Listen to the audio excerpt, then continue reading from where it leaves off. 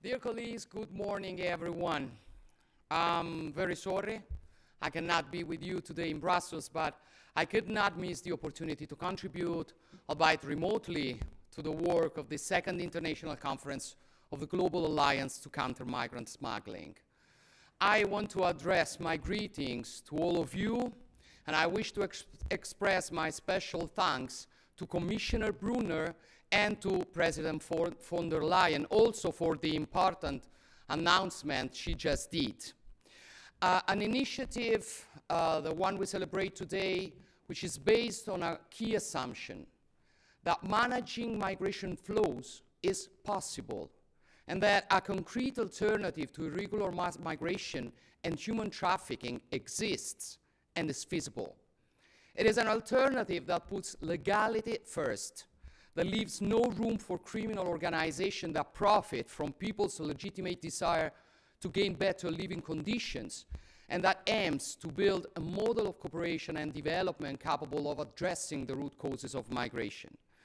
Italy strongly believes in this alliance and supports it firmly because its objectives coincide with the approach that Italy has been pursuing for some time. This approach requires the broadest possible cooperation in order to achieve concrete results. That is why one of our focuses has always been on the external dimension. Today, for example, the Mattei Plan for Africa, which is an initiative that Italian government is pursuing, is no longer just an Italian initiative, but has become a European and international strategy which can count on synergies structured at various levels, a strategy such as the one we have consolidated, and I want to thank again Ursula von der Leyen for the work we've been performing together with the European Union's Global Gateway. This cooperation is already worth more than 1.2 billion euros and aims to implement projects and investments on the African continent that can generate stable and lasting socio-economic development. But it is a commitment that Italy is also pursuing with the Rome process on migration and development, to which many of you are already contributing and which is proving to be a very effective tool for coordinating, for instance, collective efforts on assisted voluntary returns. Italy has also worked to propose innovative solutions which are now viewed with increasing interest and are gradually becoming common practice. I'm referring first and foremost to the protocol we signed with Albania. I wish to greet and thank Interior Minister Kochu, who is with you in Brussels today, in order to process asylum requests and repatriation procedures outside the EU, but under European jurisdiction. This model has been paved the way and at the European level.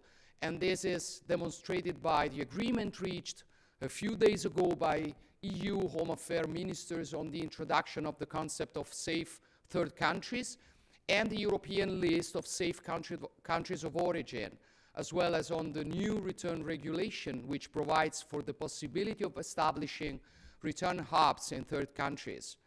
We have believed in these choices from the outset because we are convinced that they will ensure faster and more reliable procedures, besides being an effective deterrent to those who have made human trafficking a heinous business.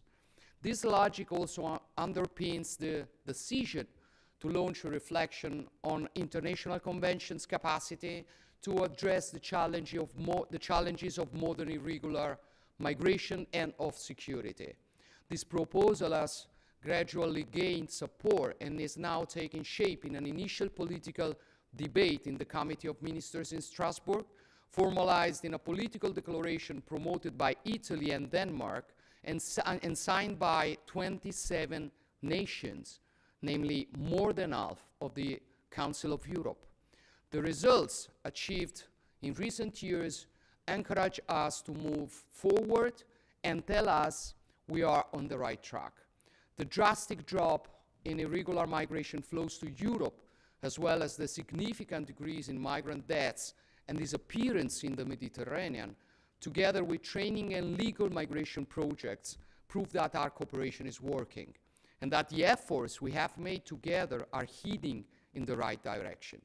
We must now work to consolidate these efforts, renewing our commitment to the three pillars that characterize the Alliance action: preventing, countering, and providing alternatives to irregular migration.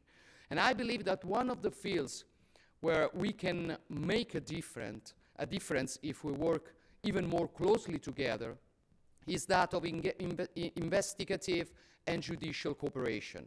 It is essential to maintain our focus on financial flows, but also to equip ourselves with new tools to strike at the heart of traffickers' profits and operations. In this regard, Italy has welcomed the strengthening of Europol's mandate and supports the discussion on possible new sanctions regime against traffickers put forward by the European Commission to complement the judiciary and the various international conventions on the subject.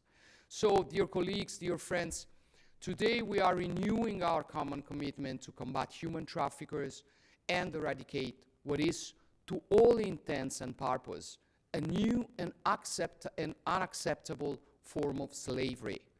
We will do so with determination and conviction, because the defense of human dignity is our guiding principle.